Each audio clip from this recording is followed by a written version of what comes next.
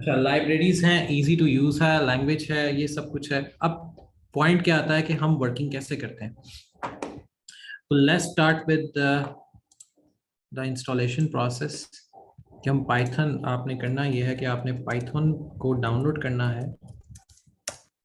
3.9 को। पाइथन पे जाके आप जो चीज़ डाउनलोड करेंगे दैट इज 3.9। हम क्यों 3.9 डाउनलोड कर रहे हैं? क्योंकि ये सबसे ज़्यादा स्टेबलाइज्ड वर्जन है इस टाइम का।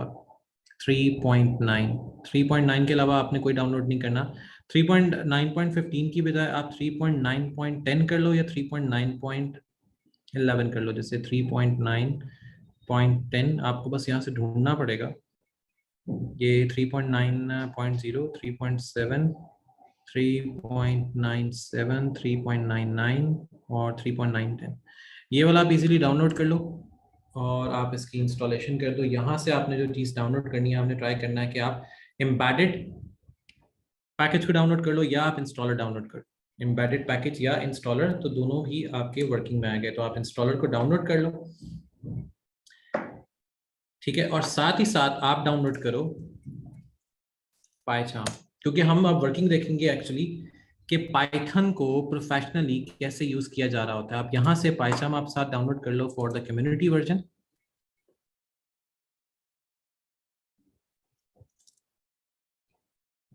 मैं सीएमडी पे एक चीज चेक करता हूँ।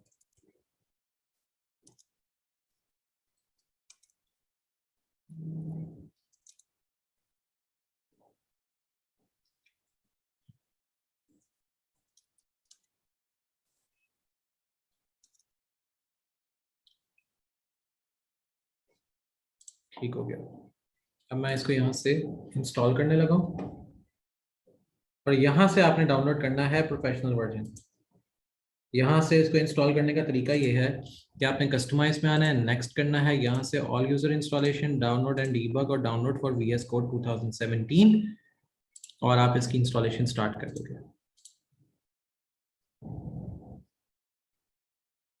ये इसका ऑफिशियल तरीका है टू इंस्टॉल पाइथन 3.9। आपने 3.9 के अलावा 3.10 नहीं करना। मोस्टली विंडोज में 3.10 ऑटोमेटिकली आ रहा होता है, लेकिन हम इंटरप्रेटर यूज करेंगे 3.9 का, ताकि हम जो हमें पाइथन की फाइल्स रिक्वायर्ड होती हैं हम वो यूज कर सकें। क्योंकि अब हम बात करेंगे कि पाइथन मार्केट में किस लेवल पे यूज किया जाता है, पाइथन मार्केट में किस लेवल में यूज किया जा रहा होता है, तो हम उसकी बात करेंगे।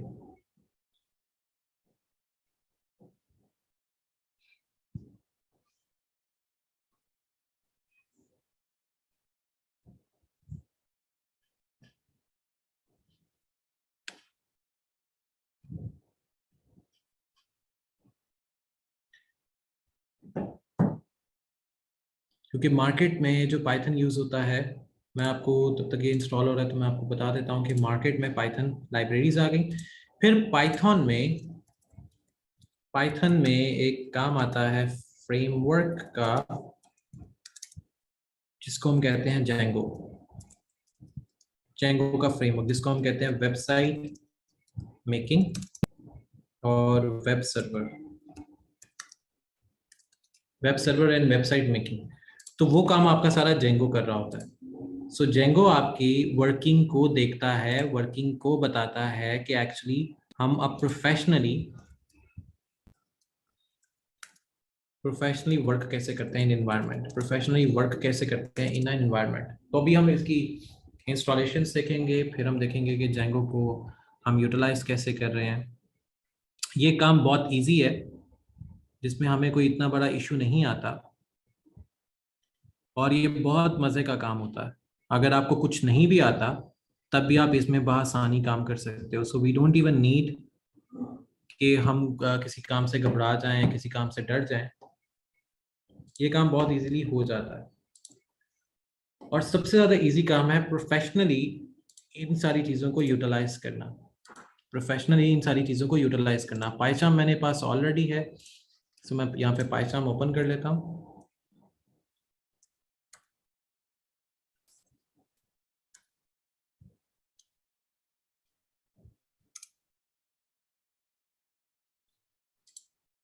अच्छा, अब जो जो स्टेप करता जाऊंगा बी केयरफुल कि ये स्टेप आपने हर हाल में परफॉर्म करने हैं। इनमें नो डाउट एरर या इशू भी आएगा, तो आपने उससे डरना नहीं है। एरर इजीली रिजॉल्वेबल होता है, एरर इजीली सॉल्व हो जाता है, रिजॉल्वेबल होता है और सॉल्व भी हो जाता है। So don't worry about the error. सिर्फ आपने पाइथन 3.9 रखनी है, और उसको इंटरप्रेटर सेलेक्ट कैसे करना है वो भी मैं भी आपको बता देता हूँ कि उसको एज ए इंटरप्रेटर आप कैसे सेलेक्ट करोगे। ये एक पुराना प्रोजेक्ट है जो लोड हो रहा है, हमें वैसे इस प्रोजेक्ट से लेना देना भी कुछ नहीं है। मैं यहाँ पर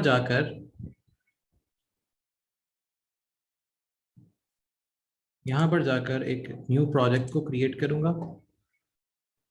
इधर से मैं लिखूंगा जेंगो, इधर से मैंने किया जेंगो को, इधर से इसको सेट किया, इधर से वर्चुअल इन्वायरमेंट, यहाँ से मैं अपना इंटरप्रेटर चेंज करूंगा।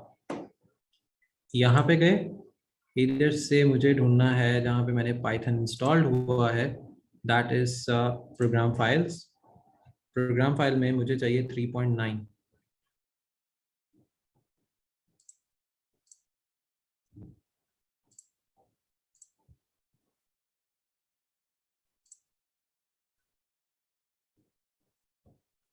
कि मुझे ढूंढना है 3.9 कहाँ पर इंस्टॉल्ड है।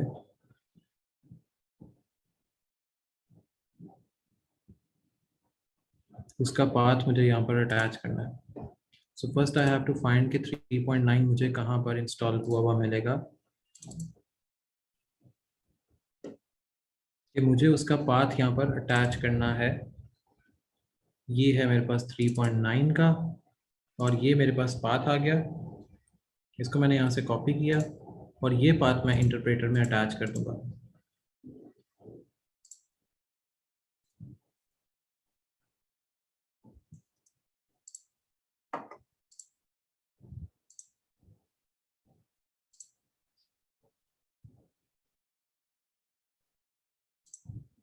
यहाँ पर 3.10 ही आ रहा है, इट मीन्स के पहले मुझे 3.10 की फाइल्स को यहाँ से डिलीट करना पड़ेगा।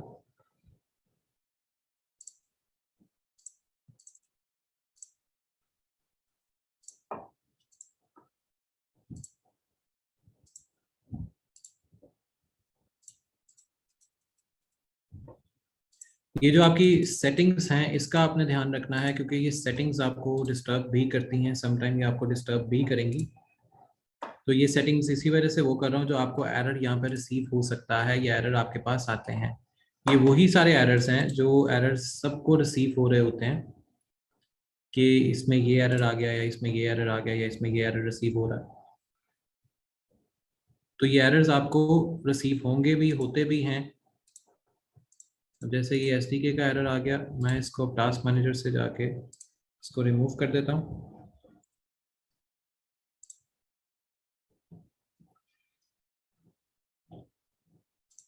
पाइथन इन टास्क,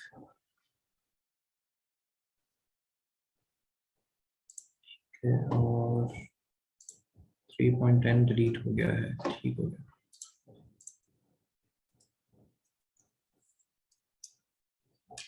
क्योंकि ये वो सारे एरर्स हैं जो आपके पास आएंगे, ये वो सारे एरर्स हैं जो आप देख रहे होगे, या आप रिसीव कर रहे होते हो, या आपके पास नजर आ रहे होते हैं।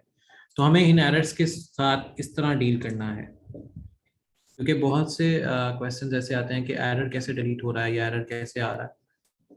तो हमने इस चीज़ का ध्यान रखना है बस, कि हम वर्किंग में कर लें। अब जैसे मैं यहाँ पे न्यू प्रोजेक्ट पे आऊँगा, इधर से मैंने जेंगो प्रोजेक्ट को सिलेक्ट किया। अब यहाँ पर मैं बेस इंटरप्रेटर को सिलेक्ट करूँगा सी में से, और ये मेरे पास आ गया इंटरप्रेटर फाइल। यहाँ से मुझे चाहिए Python exe file, Python exe file inherit करूँगा दोनों को, और वर्चुअल इन्वायरमेंट में इसको क्रिएट करने के लिए ओपन कर लूँगा। अब मेरे पास मेरा प्रोजेक्ट जो है वो क्रिएट हो जाएगा। अब मेरे पास मेरा जो प्रोजेक्ट है वर्चुअल इन्वायरमेंट में वो क्रिएट हो जाएगा। अगर मैंने प्रोजेक्ट का नाम भी चेंज करना है तो वो भी कर सकते हैं। ये समटाइम ये जो इंटरप्रेटर है ये हैंग हो जाता है, लेकिन we don't have to worry about it. अच्छा, जब तक ये हैंग हुआ रहा है, हम एक काम करते हैं कि हम साथ ही आइडल पाइथन के ऊपर हम कुछ वर्किंग कर लेते हैं। सिंटैक्स की वर्किंग कर लेते हैं, या तो हमें वर्किंग लाइब्रेरीज चाहिए होते हैं, उनकी वर्किंग करके देख लेते हैं।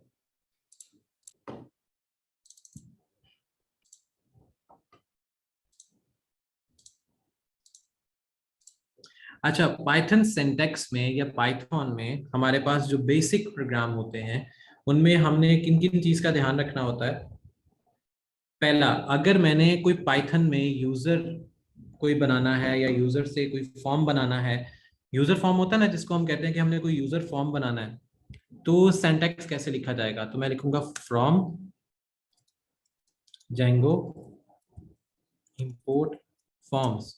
अच्छा, यहाँ पर सबसे मजे की चीज ये है, क्योंकि यहाँ पे हमें ये एरर शो करेगा, क्योंकि हमने यहाँ पे कभी जेंगो को इंपोर्ट नहीं किया। अगर मैं यहाँ पे पिप इंस्टॉल जेंगो करता भी हूँ तो ये यहाँ पे इंस्टॉल नहीं करेगा, क्योंकि ये कहेगा कि मेरे पास एरर है। तो अगर मैं इसको ऐसे करूँ पिप इंस्टॉल जेंगो, तो ये तब भी मुझे सिंटैक्स एरर ही देता रहेगा। और ये क्यों नहीं प्रोजेक्ट बन रहा? मुझे लगता है इसको दोबारा से स्टार्ट करके देख लेते हैं पाइथन को।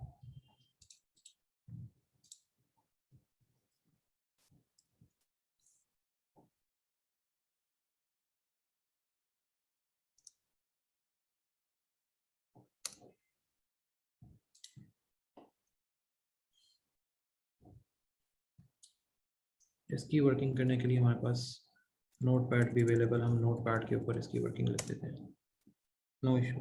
अच्छा, अगर हमने फॉर्म बनाना है, यूजर फॉर्म, हमने अगर यूजर फॉर्म क्रिएट करना है तो हम कैसे करेंगे, हमें कैसे लिखना पड़ेगा? तो सबसे पहले जो यूजर फॉर्म बनता है, हमने एक्सपोर्ट लेनी है फ्रॉम जेंगो डॉट या जेंगो इंपोर्ट फॉर्म्स। हमने फॉर्म्स इंपोर्ट कर लिए। अब मेरे पास, अब देखो आपके पास यूजर फॉर्म आता है ना, यूजर फॉर्म में क्या होता है? So from dot database, database का मतलब है model, import profile, PROFILE profile. अच्छा, मैं आपको कुछ रूल्स बता देता हूँ इसमें होता क्या है। जेंगो में रूल्स क्या है? पाइथन जेंगो एक्चुअली है क्या? इसको कहते हैं वेबसाइट मेकिंग। हमने जो भी वेबसाइट के ऊपर चीज बनानी है, या वेबसाइट हमने कुछ भी वेबसाइट पे काम करना है, तो हमें इस पे काम करना है। मैं फिर से पाइथन को ओपन करता हूँ। आई डोंट नो कि ये हैंग क्यों कर रहा है। वेबसाइट मेकिंग का जितना काम होगा वो हमारा आएगा पाइथन जेंगो पे। वेबसाइट में हमारे पास क्या होता है? डेटाबेस होता है, फ्रंट एंड होता है जो आपको नजर आ रहा होता है, फ्रंट एंड जो आप जिसको हम इंटरफेस कहते हैं।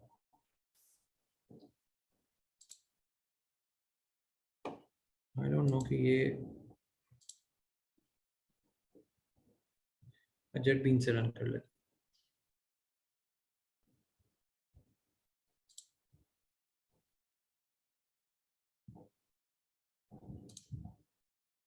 फ्रंट एंड होता है, फिर आता है बैक एंड।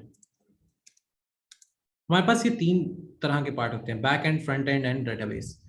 अब डेटाबेस हमारे पास आती है, डेटाबेस जो होती है, डेटाबेस जिसमें हमारे पास डेटा होता है, तो वो होता है SQL, SQL query language. Front end के लिए हम HTML या कोई भी रिएक्ट हो गया या कोई भी ऐसी लैंग्वेज को यूज करते हैं। और बैक एंड के लिए हम पाइथन यूज करते हैं, पाइथन का फ्रेमवर्क जेंगो। तो हमारे पास डिफरेंट वर्किंग क्राइटेरिया होते हैं, डिफरेंट वर्किंग पैराडाइम्स होते हैं। मैं यहाँ पर बनाता हूँ PFTP पाइथन या PFTP PY। मुझे इसको और इसको इनहेरिट करना है। क्रिएट मेन PY स्क्रिप्ट इसकी जरूरत नहीं है। यहाँ पर जाके हम सेलेक्ट करते हैं प्रोग्राम फाइल में से पाइथन की फाइल्स को। हमारे पास इंटरप्रेटर सेलेक्ट हो गया। आप ये देखें, इनवैलिड इंटरप्रेटर, वो इस एनवायरनमेंट के ऊपर ठीक से नहीं बैठ रहा, इस वजह से इंटरप्रेटर इनवैलिड दे रहा है। अब यहाँ से जाकर हम इसको करके देखते हैं, तो ये हमारे पास इंटरप्रेटर इधर फिट बैठ गया। और न्यू विंडो,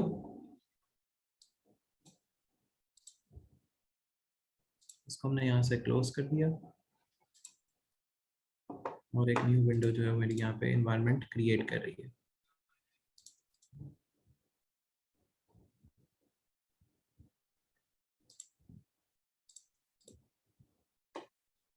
ठीक हो गया। ये हमारे पास एक हमारी न्यू इन्वायरमेंट बन गई।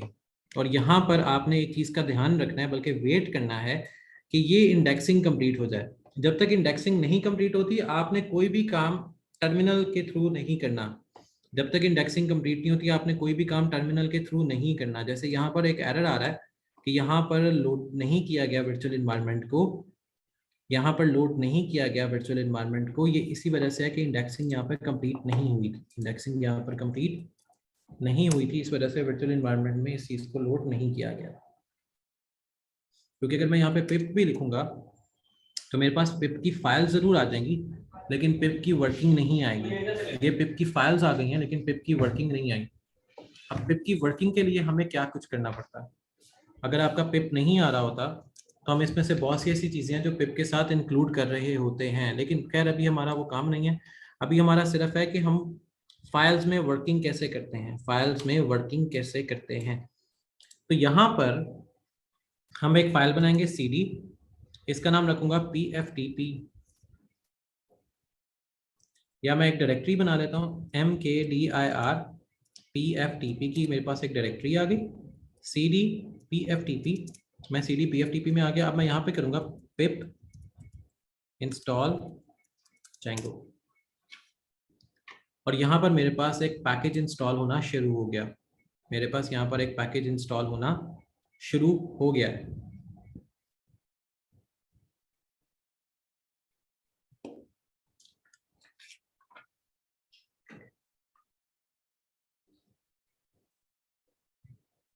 अब हम जो वर्किंग कर रहे हैं ना, अब हम जो काम कर रहे हैं वो है प्रोफेशनली वर्क, कि किसी भी सॉफ्टवेयर हाउस में पाइथन में कैसे काम किया जाता है। मैं यहाँ पे चेक करता हूँ कि django dash admin start project, क्या हमारे पास पी नाम से कोई प्रोजेक्ट स्टार्ट होता है? तो यहाँ पर ये मुझे एरर देगा कि टर्म django और फंक्शन जो है वो आप स्पेलिंग चेक करो या ऐसा कुछ चेक करो, क्योंकि वो यहाँ पर मेंशन नहीं है प्रोजेक्ट।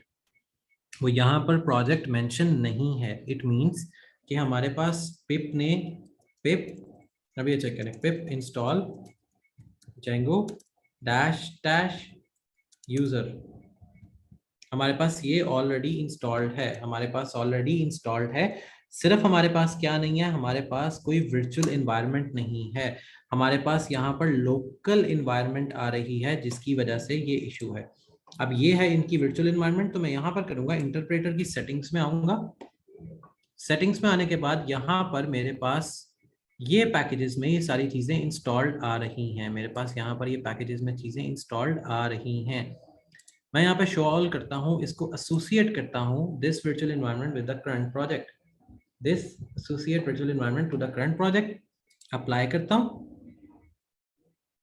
ओके ओके, ठीक है। और अब मैं यहाँ पर पाइथन टर्मिनल पे इसको, इसी प्रोजेक्ट को करूँगा रीस्टार्ट, इसी प्रोजेक्ट को करूँगा रीस्टार्ट, ताकि जो मेरा वर्किंग पैराडाइम है वो इधर आराम से बैठ जाए।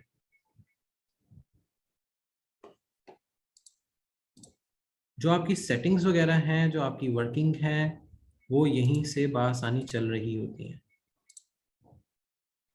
वो यहीं से बआसानी आपकी वर्किंग चल रही होती है। और साथ में आपको ना इनके लाइसेंस भी प्रोवाइड कर दूंगा, जो एक्चुअली आपको ये टूल बॉक्स के लिए, तो ये टूल बॉक्स है, इनके लाइसेंस वगैरह होते हैं, तो मैं आपको ये लाइसेंस भी दे दूंगा ताकि आप लोग लाइसेंस्ड वर्जन जो है वो यूज़ करो। पायचाम के हो गए या बाकी सारी चीज़ों के हो गए। कोई लोग अगर आप एंड्रॉयड में काम कर रहे हो तो एंड्रॉयड का, एंड्रॉयड स्टूडियो का भी मैं आपको लाइसेंस ही प्रोवाइड करवा दूंगा।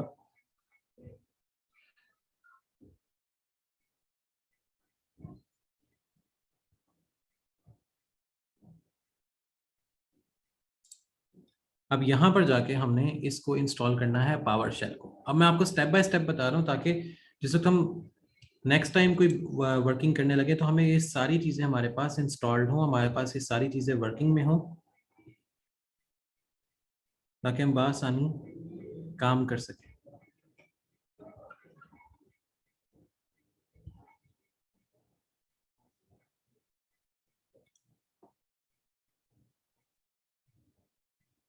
आप इसमें से MSI कर लो कुछ, या आपको जो बेहतर लगता है, 64 का पैकेज है, आप ये पैकेज इंस्टॉल कर लो।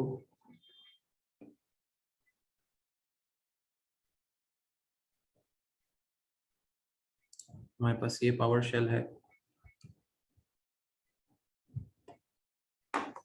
क्योंकि हमारी जितनी भी वर्चुअल एनवायरनमेंट है वो इस पे डिपेंडेंट होती है। अच्छा अली हसन, पावर शेल के ऊपर यहीं पे जाके क्लिक करोगे, आपको यहाँ पे एनवायरनमेंट आ जाएगा। यहाँ से जाकर आपने यहाँ पे आएगा माइग्रेशन टू पावर शेल, यहाँ से आप डाउनलोड पे आओगे। डाउनलोड पे आने के बाद आपने जो डाउनलोड करना है वो आपने करना है 64 MSI। इसको स्क्रॉल डाउन करोगे नीचे तो यहाँ पे एसेट शो हो जाएंगे। यहाँ पे आपने डाउनलोड करना है 64 MSI, ये वाला 64 MSI, ये वाला आ रहा है 64 MSI। ये मैं आपको ट्राई करूंगा कि आपको ग्रुप में भी शेयर कर दूँ। यहाँ से आप इसको टर्न ऑन करोगे और आप इंस्टॉल कर लोगे, क्योंकि जो प्रोफेशनल इन्वायरमेंट्स जैसे सेट होती हैं, अब आपको सारी जो प्रोफेशनल इन्वायरमेंट है वो सेट करवा रहा हूँ।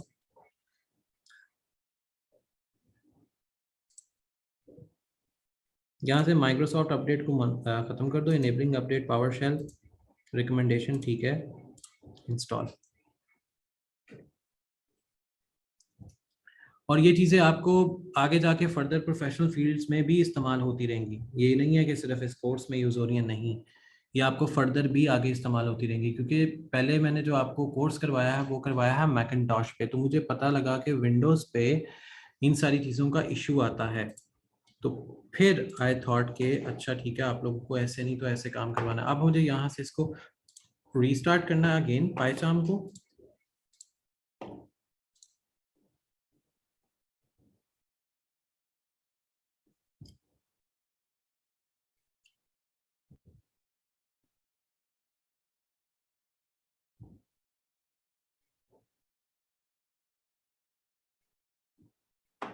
Okay, we are good to गो।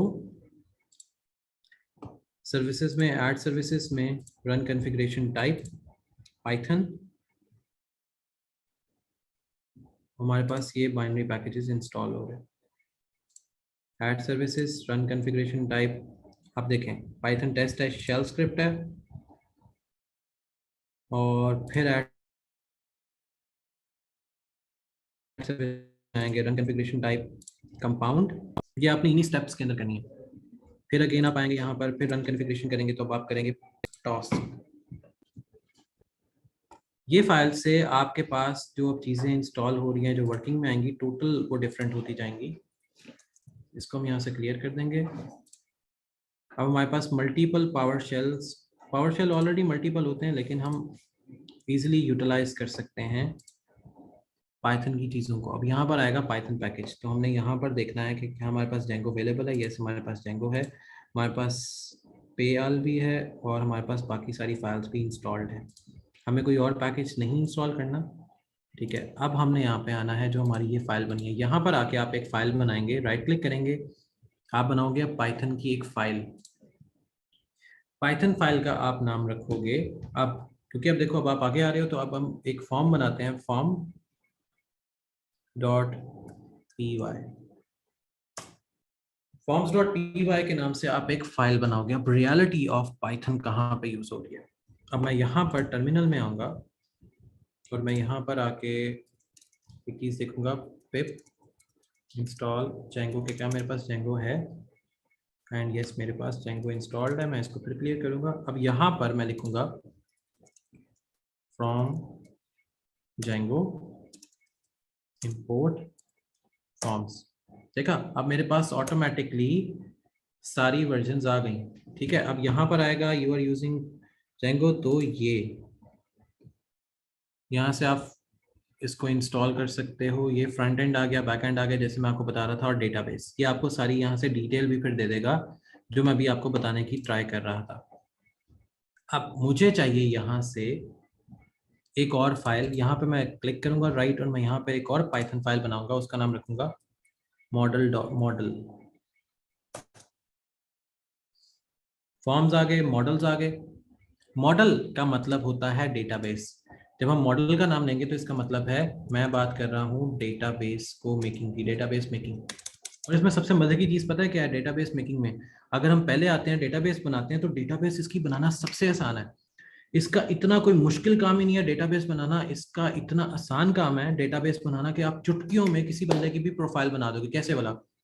आप लिखते हो फ्रॉम django.db डेटाबेस, आप डेटाबेस में आते हो, आप साथ ही इसको कहते हो कि इंपोर्ट कर लो क्या, मॉडल्स। आपने तो इंपोर्ट कर लिए मॉडल्स, ओके ठीक है जी, हम सारे डेटाबेस के मॉडल्स यहाँ से उठा लेंगे। So from Django dot contribute करो, कंट्राइब का मतलब है कंट्रीब्यूट करो, डॉट अथेंटिकेशन दो कि क्या जो मेरे पास डेटाबेस है वो ठीक है या गलत, किसमें डेटाबेस किस में आ रहा है, उसमें आ रहा है। लो जी, मैं इससे पूछता हूँ कि क्या मेरे पास जो डेटाबेस आ रहा है यूजर का, कि जो भी यूजर इंप्लीमेंट कर रहा है, जो भी यूजर डेटा देगा, कि क्या वो ठीक है। सो फ्रॉम PIL पिल, पिल का मतलब क्या है? पिल का मतलब है कि मैंने कोई इमेज की लाइब्रेरी लेनी है, इंपोर्ट इमेज, मुझे इमेज चाहिए। अब यहाँ पे देखो पिल के नीचे आ रहा है रेड निशान, तो मुझे यहाँ पर आके इंस्टॉल करना है। यहाँ पे आऊंगा, अब करूंगा पिप इंस्टॉल PIL पिल। अब मुझे ये कहेगा जी मेरे पास तो कोई पिल की रिक्वायरमेंट है ही नहीं, क्योंकि जब आप इस तरह करोगे तो पिल की रिक्वायरमेंट आपको नहीं मिलेगी। तो मैं क्या करता हूँ, इसको मैं PIL स्मॉल में भी लिखता हूँ। अगर आप स्मॉल में भी लिखते हो तो क्या आता है, फिर भी एरर आएगा। अब इसका मसला क्या है, मैं अब कहता हूँ कि पिप इंस्टॉल PILLOW पिलो, क्योंकि पिल जो फाइल है वो एक्चुअली पिलो की फाइल है, पिल जो फाइल है वो एक्चुअली पिलो की फाइल है, पिल बिलोंग्स टू पिलो। ओके जी, मेरे पास पिल की फाइल इंस्टॉल हो गई। अब मैंने क्या करना है, यहाँ पर आके जहाँ पर पिल लिखा हुआ है, यहाँ पर आके मेरे पास रेड कलर की भी एक बत्ती आएगी, रेड कलर का आएगा, और मेरी ऑटोमेटिकली ये चीज सॉल्व हो गई। ठीक हो गया, पिलो से हमने ये चीज भी सॉल्व कर ली। अब मुझे क्या चाहिए, अब मैंने यूजर की प्रोफाइल बनानी है, यूजर प्रोफाइल बनानी है ना, हमने तो यूजर प्रोफाइल के लिए किया है। तो यूजर प्रोफाइल आएगी, क्लास में लिखूंगा PROFILE प्रोफाइल, मैंने क्लास लिखा प्रोफाइल, और मैं कहता हूँ मॉडल्स डॉट मॉडल। लो जी, मॉडल का मतलब है मैं डेटाबेस में प्रोफाइल बनाने जा रहा हूँ, डेटाबेस में प्रोफाइल बनाने जा रहा हूँ। तो सबसे पहले उसको क्या चाहिए होगा, यूजर नेम। तो मैं लिखूंगा मॉडल्स डॉट, क्योंकि यूजर नेम 1-to-1 फील्ड है ना डेटाबेस में, 1-to-1 फील्ड है, और इधर भी मैं वो कैपिटल 1-to-1 फील्ड आ गई। इसका मतलब है कि सिर्फ यूजर टू यूजर होगा, यूजर का डेटा ही है ना, 1-to-1 फील्ड में यूजर का डेटा है।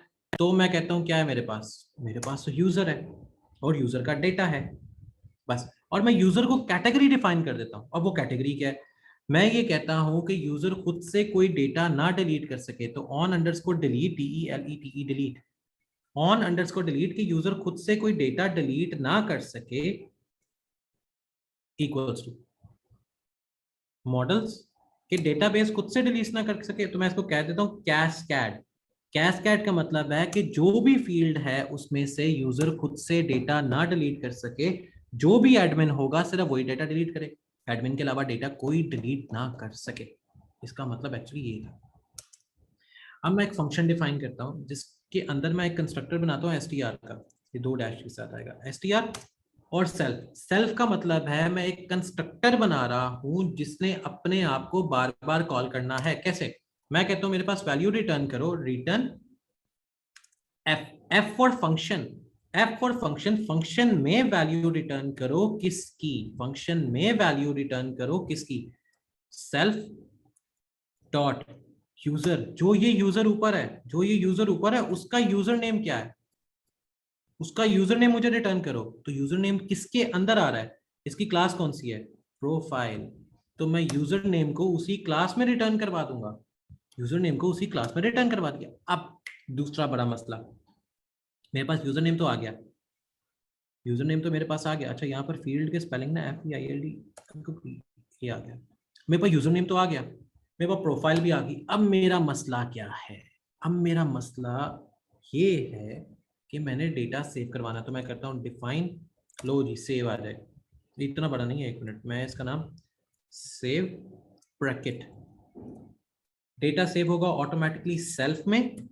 और एक और आर्ग्यूमेंट में ARGS आर्ग्यूमेंट, जिसको हम कहते हैं पॉइंटर टाइप वेरिएबल, जिसने ये बताना है कि डेटा किधर स्टोर करना है, और एक मैं दे देता हूँ डबल पॉइंटर के साथ, जिसमें मैं इसको ये बताऊंगा कि डेटा क्यों स्टोर करना है। पहला है कि डेटा किधर स्टोर करना है, दूसरा है डेटा क्यों स्टोर करना है। तो मैं उसको बताता हूँ कि यार मुझे चाहिए सुपर एडमिन जो मेरी प्रोफाइल को हैंडल करे, जो मेरी प्रोफाइल को हैंडल करे सेल्फ, जो मेरी प्रोफाइल को हैंडल करे और उसका डेटा सेव रखे कि कहां से आया और कहां पे सेव है, कहां से आया और कहां पे सेव है। आप कहते हैं अच्छा, इसलिए आपको डेटा सेविंग के लिए कोई फंक्शन चाहिए। मैं कहता हूँ हाँ, और मेरी साथ इमेज भी सेव करे। फिर अगर मैं अभी इमेज तो मैंने नहीं करवाई, हालांकि मैंने इमेज इंपोर्ट की है, मैं कहता हूँ चलो अभी इमेज रहने तो इमेज को अभी हम सेव नहीं करवाते। आप भी कहते हो चलो ठीक है, अभी फॉर्म में हम इमेज डालते ही नहीं है। मैं कहता हूँ ठीक है, तो फिर ऊपर एक कॉन्टैक्ट नंबर ही डाल दो। अगर आप इमेज नहीं डाल रहे तो मैं कहता हूँ अच्छा ठीक है, मैं आपका एक कॉन्टैक्ट नंबर लिख देता हूँ, CONTACT का 2ACT is contact number is equal to models dot. अब कॉन्टैक्ट नंबर नंबर वाला है तो मैं इसको दे देता हूँ टेक्स्ट फील्ड, तो मैं इसको दे देता हूँ टेक्स्ट फील्ड। मैंने इसको text field they the number के लिए। तो जी मेरे पास अब फॉर्म में दो चीजें आ गई, मेरे पास फॉर्म में दो चीजें आ गई। पाइथन का एक्चुअल यूज अब देखो बैकएंड के ऊपर कैसे आ रहा है, पाइथन का एक्चुअल यूज बैकएंड पे कैसे आ रहा है। अब मेरे पास मेरा डेटाबेस बन गया, मैंने डेटाबेस में बता दिया मेरे पास मुझे डेटाबेस में क्या क्या चाहिए। अब मैं आता हूँ वापस फॉर्म में, क्योंकि मैंने डेटाबेस तो बना लिया। Now I need to get back to my form. अब मैंने इस डेटाबेस को अपने फॉर्म से लिंक करना है। अब डेटाबेस को मैंने अपने फॉर्म से लिंक करना है, तो पहले फॉर्म में हम क्या क्या रख सकते हैं कि वो डेटाबेस में जाए। तो जी पहले हम देते हैं जी from dot model import profile, जो भी हमने डेटाबेस में टेबल बनाया प्रोफाइल। फिर मैं कहता हूं कि फ्रॉम जेंगो डॉट, फिर कंट्रीब्यूट आएगा डॉट ऑथेंटिकेशन होगी किसकी, जो हमने अभी मॉडल यूजर बनाया, मॉडल्स इंपोर्ट लो जी यूजर, ताकि हमें पता तो लगे क्या वो यही यूजर है जिसने फॉर्म क्रिएट किया था। अब मैं कहता हूँ अच्छा ठीक है जी यार, ये तो पक्का कंफर्म हो गया, तो फिर ये कैसे पता लगेगा कि किसने फॉर्म को क्रिएट किया है।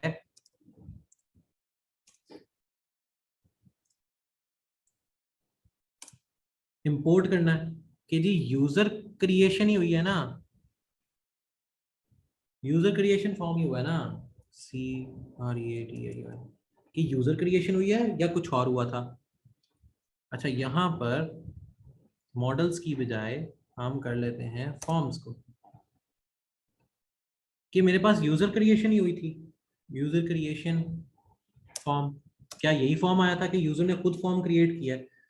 अब इसका पता लगाना है, अब इसका पता लगाना है तो मैं पहले करता हूँ यार, क्लास एक बनाते हैं जिसमें हम लिखते हैं यूजर REGISTRATION यूजर रजिस्ट्रेशन या यूजर रजिस्टर फॉर्म। और मैं यहाँ पर देता हूँ यूजर क्रिएशन फॉर्म। यदि यूजर ने फॉर्म अब क्रिएट करना है, मैं कहता हूँ उसमें पहला क्या है, पहले तो जो दी ईमेल दो तो आपको अलाउ किया जाएगा कि आप फॉर्म क्रिएट कर सकते हो, तो फॉर्म्स डॉट ईमेल फील्ड। क्या आपको अलाउ तब किया जाएगा जब आप ईमेल अटैच करोगे। जैसे आपको पता होगा कि डिफरेंट वेबसाइट्स पर जाकर ये चीज लिखते हो कि आपको अगर कोई भी इंफॉर्मेशन चाहिए तो just have to add the email. अब इसी ईमेल के साथ साथ मैं एक क्लास बनाता हूँ जहां पर देता हूँ Meta.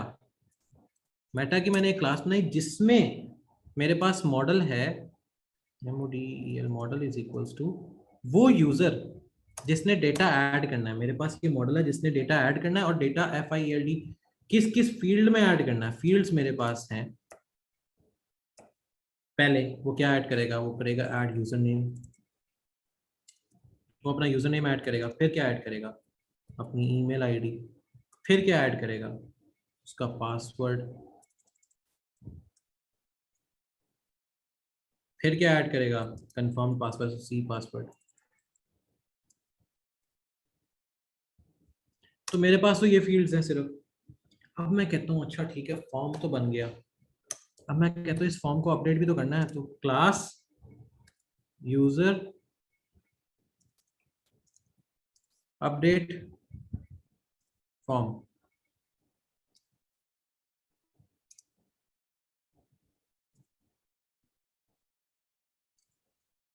Forms dot model forms. अब मेरे पास सारा फॉर्म आ कहाँ से रहा है, मेरे पास आ रहा है ईमेल से। Email is equals two forms dot email field. मेरे पास तो सारा फॉर्म डेटा ईमेल से आया था। अब मैंने लॉगिन करना है। अब मैं चाहता हूं कि मेरा अगर ये चीज है तो क्लास मेटा में मेरे पास लॉगिन इंफॉर्मेशन बने।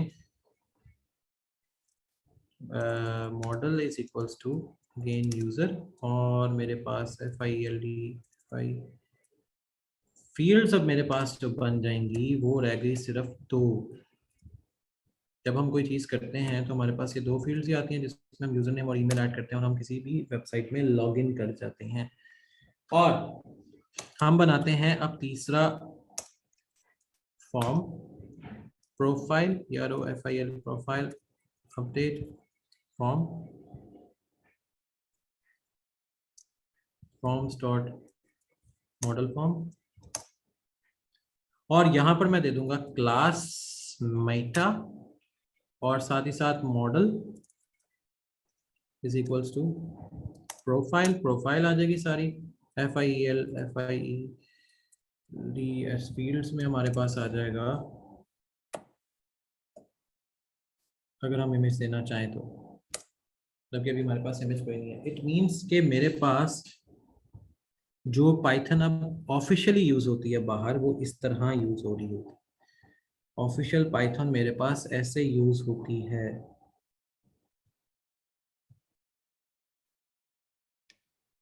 अब मुझे इसका एक बनाना है मैनेजर, बल्कि मैनेजर से पहले मैं इसका बनाता हूँ एडमिन। अभी तो ये 5% भी काम नहीं हुआ। अब मैं इसका बनाऊंगा एक एडमिन। अब एडमिन में from Django dot again contribute import admin, और साथ ही बताऊंगा कि from dot models import profile, और मैं साथ ही बता दूंगा admin dot site dot register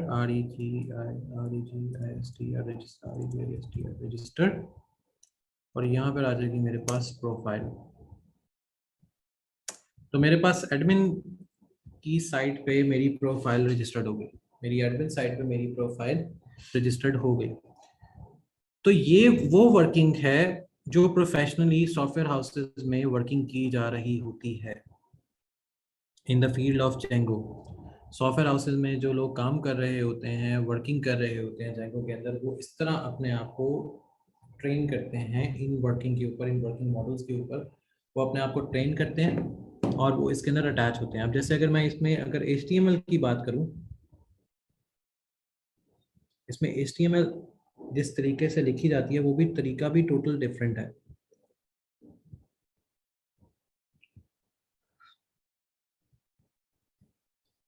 इसमें जिस तरह HTML लिखी जाती है उसका तरीका भी थोड़ा सा डिफरेंट आता है। अब जैसे अगर मैं यहाँ पर एक फोल्डर बनाऊंगा, डायरेक्टरी कहते हैं, टेम्पलेट स्लैश यूजर्स